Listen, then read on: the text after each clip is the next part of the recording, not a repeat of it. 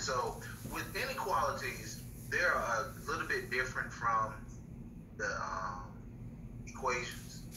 And with the equations, as you see, we had to break it down to two different equations. However, with this one, we take the opposite of the number that's not in the absolute value bar and put it to the other side. So now that I have that, I have -2. I use the same sign. Less than or equal to x plus 3 absolute value. No, excuse me. Less than or equal to 2. Okay? That's one of the differences between the equation and the inequalities. Instead of creating 2, we can keep it together. We just keep the same inequality sign. So now at this point in the problem, we got to get x by itself. To get x by itself, we just subtract 3 from all numbers. This cancels out. -2 minus 3 is -5. X. And 2 minus 3 is -1. And that's it. That's your final answer.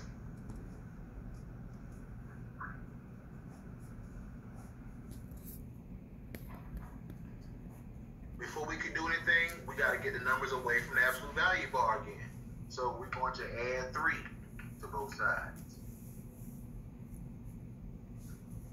This 3 cancel out. Bring the absolute value bar down. -6 plus 3 is -3. Okay. At this point in time, we put the opposite on the other side. So I do 3 greater than or equal to x plus 2 -3. Okay? Now, we got to get x by itself. So we subtract 2.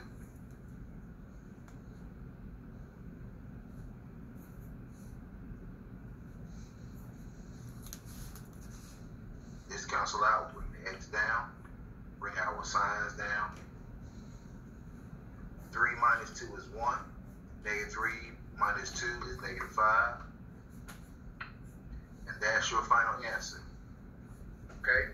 Now, that's your correct answer.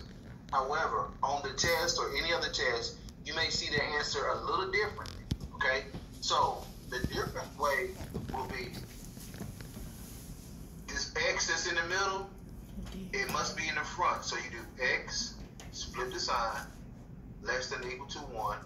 And since the x is already front over here, we'll keep it in the front. Okay? Because the sign has to be It's the same problem. Only thing they did is they separated them. That's it. Now, before I go on to the next example, any questions about the answer? Do you get why he moved the x in front of that 1 and changed the sign around?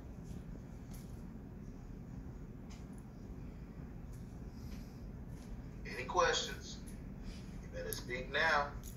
Whatever holds your peace. What I was raised on was it's like Pac-Man. Y'all, talk to me. Do you understand this? Yes or no? And don't put it in the chat. Talk to me. So, because the mouth was eating the 1, when he moved the x, the mouth still had to eat the 1. Okay. And that's why he switched the sign around. Yeah, that's Let's go to the example 6. Okay. So, does that make sense? Okay. Because I want you to learn them this way first, okay? Yeah, but you just did like 5 problems.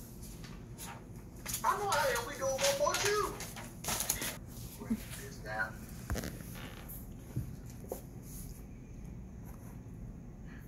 16 plus 5 is 21.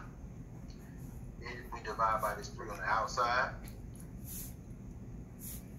Now we have 2x minus 3, the absolute value.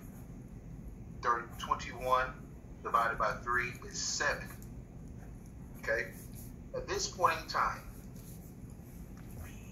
set it up. So we put -7 on this side, keep the sign.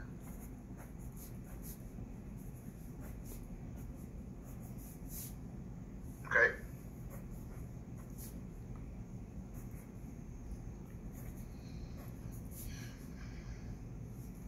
Following? So from at this point in time,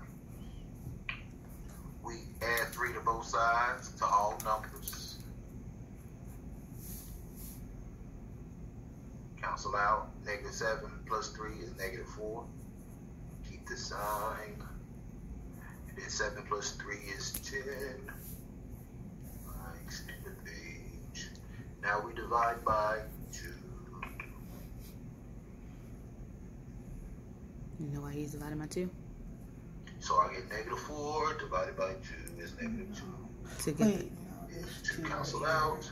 get the x alone. Then 10 divided by 2 is 5.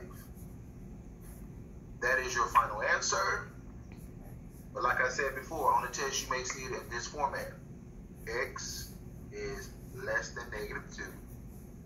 And X is greater than 5.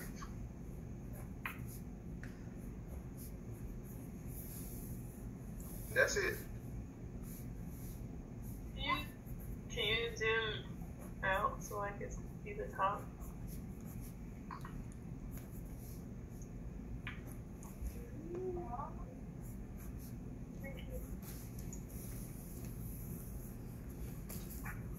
And you all, before we move on, what I did at the bottom with the 2 answers, when you work out a problem, the first one that I circled in green is what you get. But on the test, you got to be able to separate the 2 and put the x in front. Okay, that's why the blue where it says x is greater than 5. In the original problem, we don't have to change that because if we were to separate that, the x was already in front. However, the negative 2 is greater than x. When you flip that, it changes because the x got to be in front. And I guarantee you, if you do that, you understand. Makes sense? Any questions?